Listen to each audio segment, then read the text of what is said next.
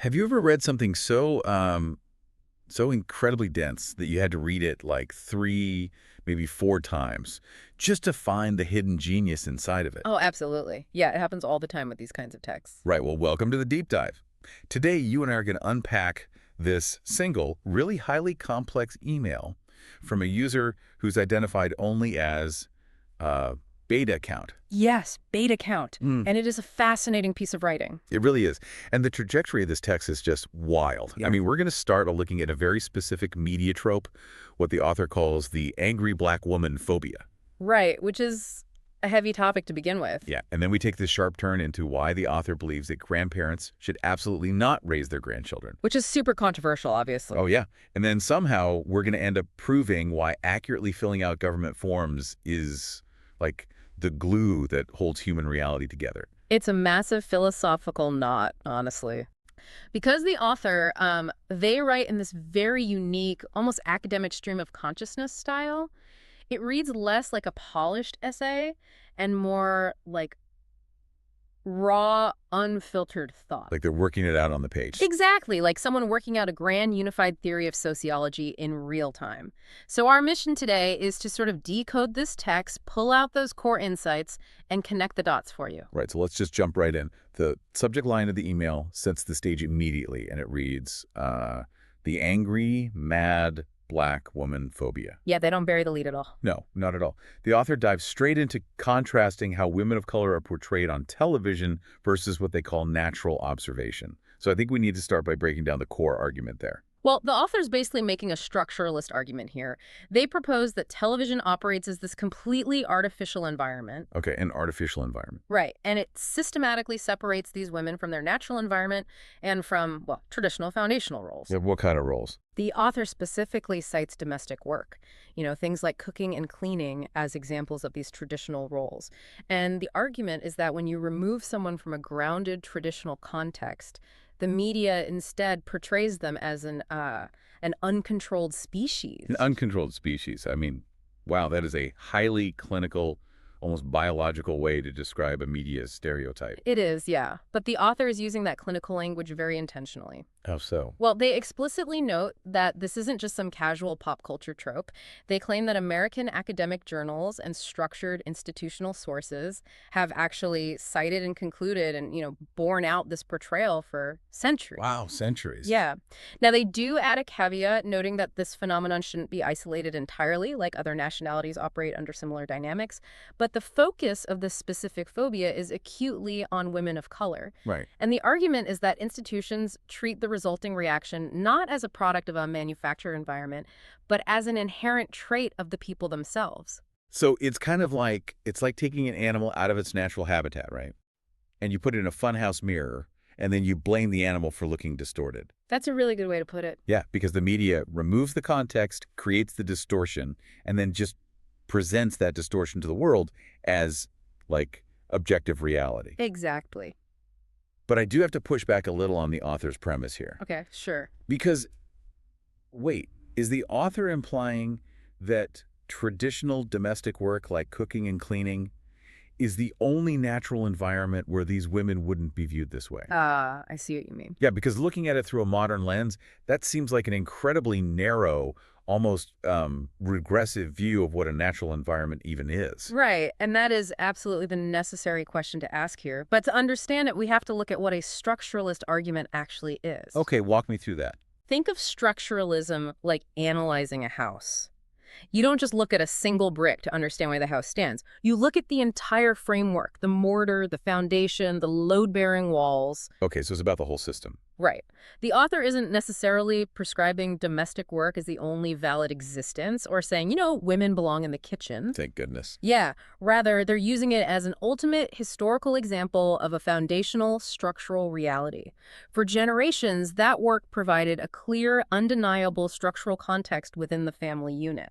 Got it. So the author is basically contrasting the manufactured, out-of-context media portrayals Yeah. against this idea of natural observation. Yes. When you observe someone within a foundational structure, whatever that structure historically was that grounded them, their actions make sense. Their behavior has a logical context. Right, it tracks. But when media strips away that environment and erases the context of the structure they built, they're viewed purely as a reaction. The observing system refuses to see the framework they belong to. And therefore, it judges the individual for not fitting neatly into that artificial two-dimensional environment of the TV screen. Exactly. Okay, so if the media creates a distortion by removing a person's structural context, we have to ask what happens when that structure is removed in the physical world. Right, bringing it back to reality. Yeah, like when a nuclear family breaks down in real life, outside of the television screen, who steps into the void? Well, this is where the author moves from the theoretical realm of television directly into the hyper-practical realm of the family unit. Sure. They introduce this concept of the nuclear natural structure foundation, and they examine what happens when that foundation is absent or when it begins to crack. And usually, Right. historically and culturally anyway, that's when extended family steps in. Exactly. Great-grandparents and grandparents enter the situation to help raise the children. Right, and usually we view a grandmother or grandfather stepping in as like the ultimate act of love. It's the family safety net operating exactly as it should. That's the conventional wisdom, yeah. Yeah. But the author completely strips all the sentimentality out of it. I mean, they take a harshly pragmatic stance, stating explicitly that the grandparents should not have done it. It is a really jarring pivot, honestly. Yeah, it shocked me reading it. The author lays out a very specific, three-pronged rationale for why grandparents stepping in is actually structurally destructive to the family ecosystem. Okay, well, I imagine the first casualty here is the parents themselves, right? Yeah. Because if someone is always swooping in to save the day, the parent who failed never actually faces the consequences of that failure. The author phrases it exactly along those lines, actually. They state that this intervention interferes with growth and development of parties involved. Wow. By shielding the parent from the fallout of their actions, their development is completely arrested. You essentially pause their progression into fully functional adulthood. It's kind of similar to that butterfly analogy, Yeah. Struggling to get out of a chrysalis. Oh, right, the fluid in the wings. Yeah. The struggle is what pushes the fluid into the wings so it can eventually fly.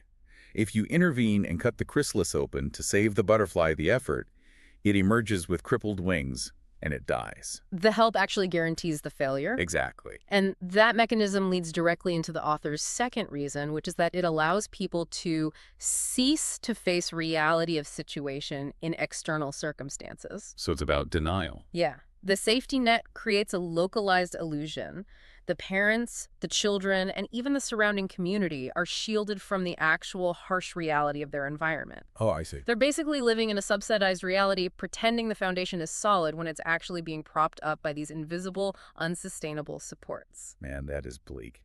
And the third reason focuses on the people actually providing those supports, right? Yeah. The grandparents. Right. The author states that it places an unnecessary burden on the caregivers. The grandparents take on a role they, quote, was not fit for. Which is tough to hear, but logically sound. Yeah, and ultimately this entire dynamic slows motion or progression down for everyone involved. The parents don't grow, the kids are living in an unstable, illusory dynamic, and the grandparents are draining the resources and energy they need for their own stage of life. There's a quote in the middle of this section that is just incredibly striking to me. Oh, which one? The author writes, I, for one, don't reward volunteer behavior, especially when I tell you not to. Yeah, that line is intense. It really is. It feels like applying strict corporate management boundaries to a family tree. Right. Like, imagine you have a factory line and someone from the accounting department wanders down to the floor to help build a car because a line worker is struggling. The car might get built that day. Exactly, the car gets built. But the line worker never learns the necessary skill, the accounting department falls behind, and the managers looking at the data have no idea why the overall productivity numbers just don't make sense. Because it's unauthorized overtime. It's unauthorized overtime. And just like unauthorized overtime, it creates a massive accounting problem for the outside world. Yes. In a highly functional system, everyone has a defined role.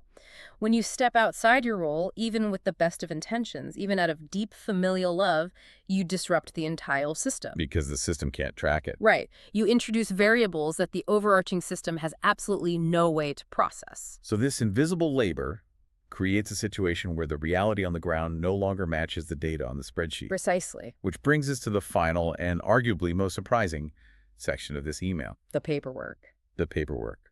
The author pivots from a deep philosophical critique of extended family dynamics into, of all things, the vital importance of updating government documents. It is the ultimate pragmatic conclusion to a philosophical problem. It really is. The author distills this massive societal issue into a single, highly dense phrase, they say.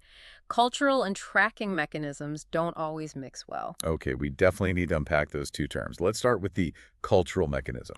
The cultural mechanism is that messy, on-the-ground reality we just discussed. It's the reality of grandparents stepping in to raise the kids. The actual lived experience. Yeah. It's the unwritten rules of the neighborhood, the volunteer behavior, the unauthorized overtime, and all those hidden survival tactics that families use when the nuclear foundation cracks. Right. That is the culture. It's the reality that everyone in the physical community knows, but nobody talks about on official paperwork. And then the tracking mechanism is the rigid government bureaucracy. Right. It's the school enrollment forms, the tax brackets, census data, legal guardianship papers. Yeah. The tracking mechanism is designed entirely to monitor a very specific traditional structure of the nuclear family. So when the cultural mechanism, like the grandmother raising the kids, doesn't match the tracking mechanism, the paperwork saying the mother's the primary caregiver, you get complete systemic friction. They clash. The two mechanisms don't mix well because the government is attempting to apply resources, enforce penalties, or set parameters based on a map that no longer reflects the physical territory. Like, think about a public school trying to send a truancy notice. Okay, yeah.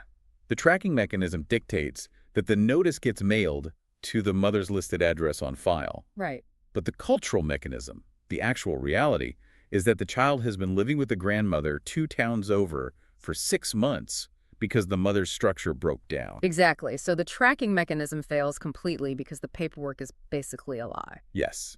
The system cannot address the truancy because it can't see the reality of the child's environment. Or consider a medical emergency. Oh, that's a good one. A child needs a procedure. The hospital, operating as a tracking mechanism, requires the legal guardian's signature. Right.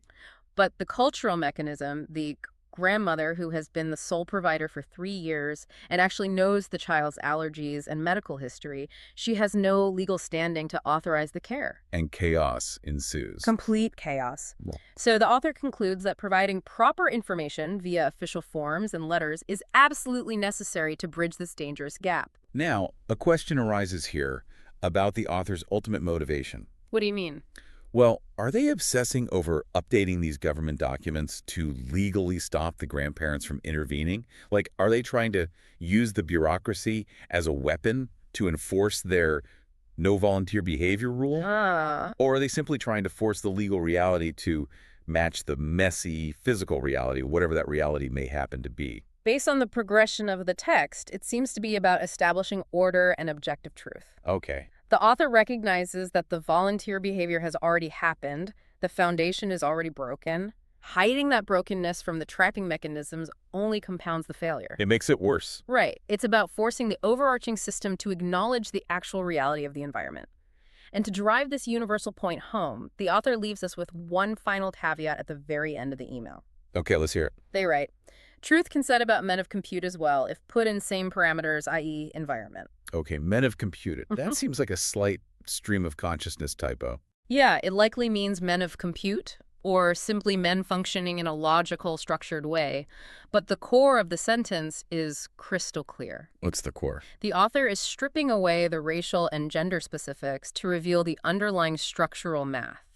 They're emphasizing that everything they just said about the angry black woman phobia, everything about being viewed as an uncontrolled species, applies to men as well, if they're placed in the exact same parameters and environment.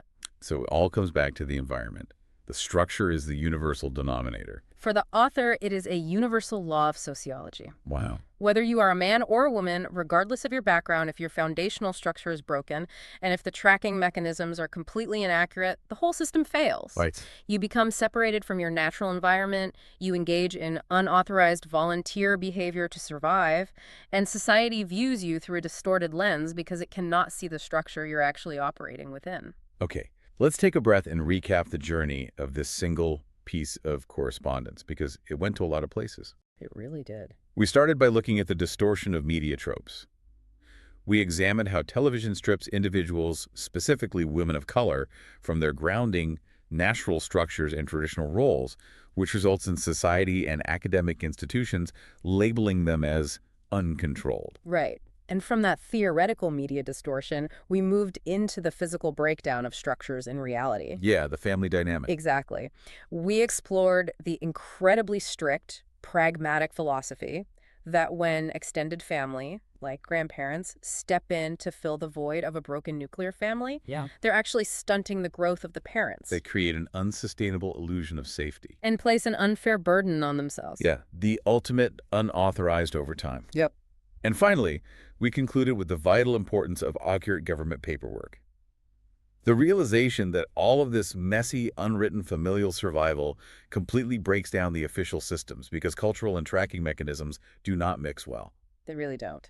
And the only way out of the chaos is absolute, documented truth about the environment we're actually living in. It forces us to look at our own lives through a very clinical, structural lens.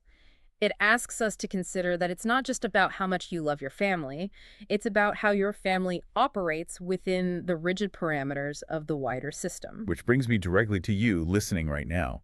I really want you to think about your own family dynamics. It's a great exercise. Think about the unwritten roles.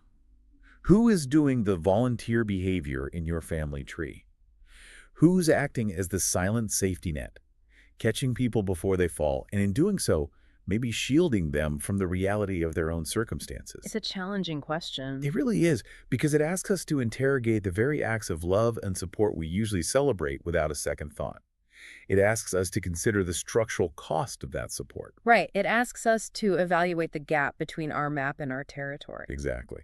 And I want to leave you with this final provocative thought to mull over. Build on that brilliant idea from the source that cultural and tracking mechanisms don't always mix well. Think about your own life. Oh, this is good. If someone were to look exclusively at your official government documents, your tax forms, your census data, your licenses, your listed addresses, how much of your family's actual day-to-day survival, your real culture, and your true support system would be completely invisible to them. A lot, probably. Yeah, so to think about. Thank you so much for joining us on this deep dive. We will see you next time.